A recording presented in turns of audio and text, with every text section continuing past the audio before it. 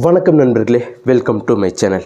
இன்றைக்கி இந்த வீடியோவில் எதை பற்றி பார்க்க போகிறோம் அப்படின்னா, இங்கே விஜய் குறித்து சத்தியம் தொலைக்காட்சி ஒரு சர்வே எடுத்திருக்கு. அதோடைய முடிவுகள் எப்படி வந்திருக்கு அப்படிங்கிற அந்த ஒரு தகவலையும், அது மட்டும் இல்லாமல் திமுகவில் பேச்சாளர் அப்படின்னு நிறைய பேர் இருப்பாங்க.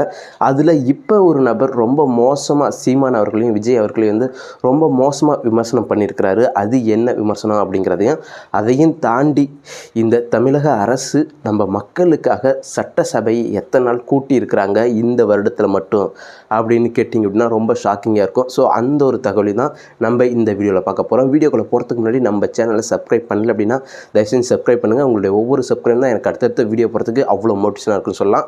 ஸோ அது மட்டும் இல்லாமல் என்னுடைய கருத்துலேருந்து உங்களுடைய கருத்துக்கள் மாறுபட்டிருந்தால் கூட அதையும் கமெண்ட் செக்ஷனில் பதிவிடுங்க. கருத்துக்கள் வரவேற்கப்படுகிறது. சரி, வாங்க வீடியோக்குள்ளே போகலாம். முதல்ல விஜயை பற்றி குறித்த நியூஸ் அப்படிங்கிறது வந்து மிகப்பெரிய அளவில் வந்துகிட்டு இருக்கு. அவர் என்னைக்கு மாநாடு இல்லை கட்சி அறிவித்தாரோ அன்னையிலிருந்தே விஜய் சுற்றின ஒரு அரசியல் அப்படிங்கிறது வந்து மீடியாக்கள் ரொம்ப மிகப்பெரிய அளவில் கொண்டுட்டு வராங்க. ஸோ அந்த வகையில் தான் சத்தியம் டிவி அவங்க வந்து ஒரு சர்வே எடுத்திருக்கிறாங்க. இவங்க வந்து மாற்று கட்சியாக வருவாங்களா இல்லையா, ஆட்சியை பிடிப்பாரா இல்லையா அப்படிங்கிற கேட்ட கேள்விகளுக்கு எல்லாத்துக்குமே விஜய் அவர்கள் வந்து மாற்று கட்சியாக ஆட்சி அமைப்பார் அப்படிங்கிற ஒரு விஷயத்தை மக்கள் இங்கே பதிவு பண்ணியிருக்கிறாங்க. அது வந்து ரொம்பவே வரவேற்கக்கூடிய ஒரு விஷயமாக தான் நான் பார்க்குறேன். இன்னும் சொல்லப்போனால் திமுகவுடைய ஆட்சி அப்படிங்கிறது வந்து ரொம்ப மோசமாக இருக்குது அப்படிங்கிறதுனால தான் இங்கே அவங்க வந்து மாற்று கட்சியை தேடி பயணிக்கிறாங்க இல்லையா. ஸோ அந்த வகையில் தளபதி விஜய் அவர்களுக்கு மிகப்பெரிய செல்வாக்கு இருக்குது மக்கள் மத்தியில் அப்படிங்கிறதுல வந்து ரொம்ப ஊர்ஜிதமாக இருக்குது.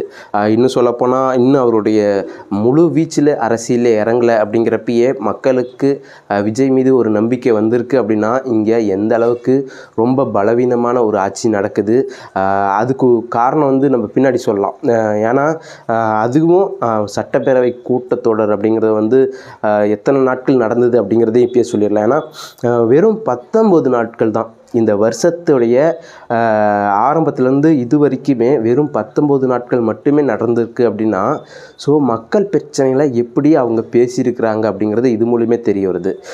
இங்கே வந்து ஒரு வருஷத்துக்கு 365 நாள் அப்படிங்கிறப்ப அதில் பாதிக்கு பாதி நாட்கள் கூட்டினா கூடியும் எவ்வளோ விஷயங்களை வந்து நம்ம வந்து விவாதிக்கலாம், ஒரு தீர்மானத்தை கொண்டுட்டு வரலாம், மக்கள் நலன் சார்ந்து சில விஷயங்களை பண்ணலாம்.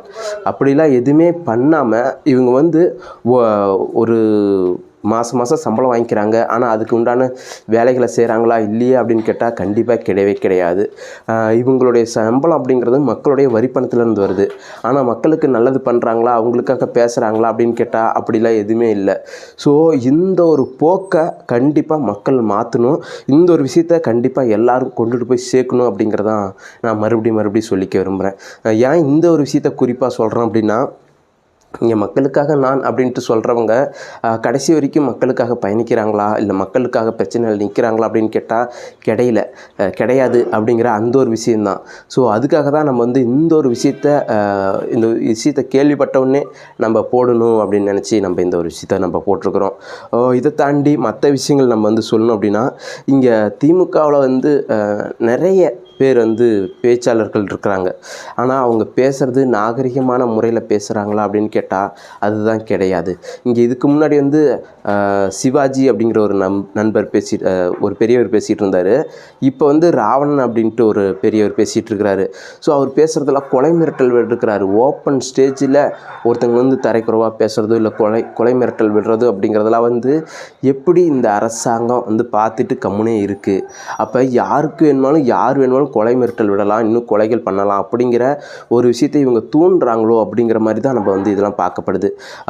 இதெல்லாம் வந்து முன்னாடி இருந்த நபர்கள் வந்து ரசிச்சிருப்பாங்களா இல்லை கேலி கிண்டலாக பார்த்துருப்பாங்களா அப்படின்னா பார்த்துக்கிறதுக்கு வாய்ப்பு இருக்குது. ஆனால் இப்போ இருக்கிற இளைஞர்களும் சரி இல்லை பொதுமக்களும் சரி இதையெல்லாம் பார்க்குறப்ப இது உங்களுக்கே மைனஸாக மாறும் அப்படிங்கிறது தான் என்னுடைய கருத்தை நான் சொல்கிறேன்.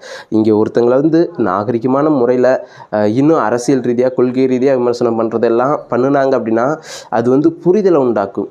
அதை தவிர்த்துட்டு அநாகரிகமாக கொலை மிரட்டுறது, இங்கே ரொம்ப மோசமாக பேசுறது அப்படிங்கிற ஒரு விஷயம்லாம் பார்க்குறப்ப உண்மையுமே இது வந்து அந்த கட்சி சார்ந்த நபருக்கு மிகப்பெரிய அளவில் வந்து பின்னடைவதாக சந்திக்கும் அப்படின்னு நான் பார்க்குறேன். அந்த ஒரு விஷயந்தான் வந்து இப்போ தளபதி அவர்களை குறித்து ஒரு கருத்து கணிப்பு கேட்குறப்ப ஸோ அங்கே மக்கள் சொல்லியிருக்கிற விஷயமா நான் பார்க்குறேன்.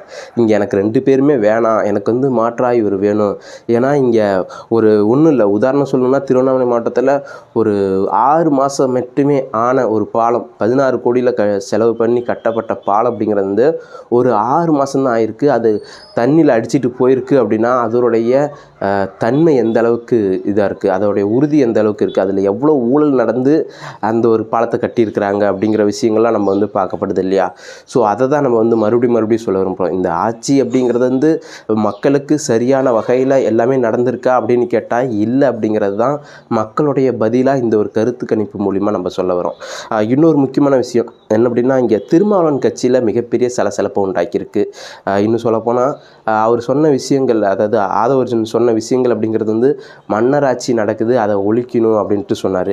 இன்னொரு விஷயம், அதாவது ஒரு கம்பெனி வந்து தமிழ் திரையுலகத்தையே தன்னுடைய கட்டுப்பாட்டுக்குள்ளே வச்சுருக்கு, அவங்க தான் ரன் பண்ணுறாங்க அப்படிங்கிற ஒரு விஷயத்தையும் பதிவு பண்ணி நிற்கிறாங்க.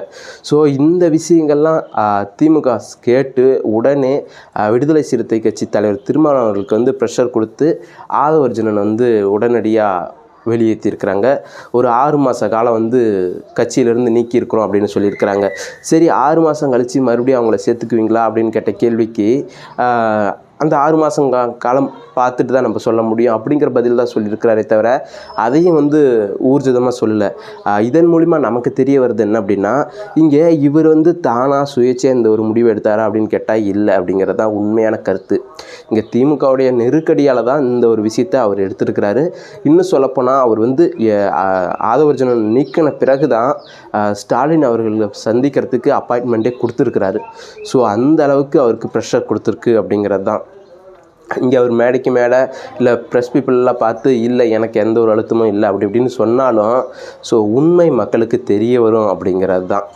அதையும் தாண்டி இங்கே செந்தமிழ் செல்வன் அது விசிக கட்சியில் இருக்கிற நபரே தான், அவர் ஒரு ட்வீட் போட்டிருந்தார் நேற்று.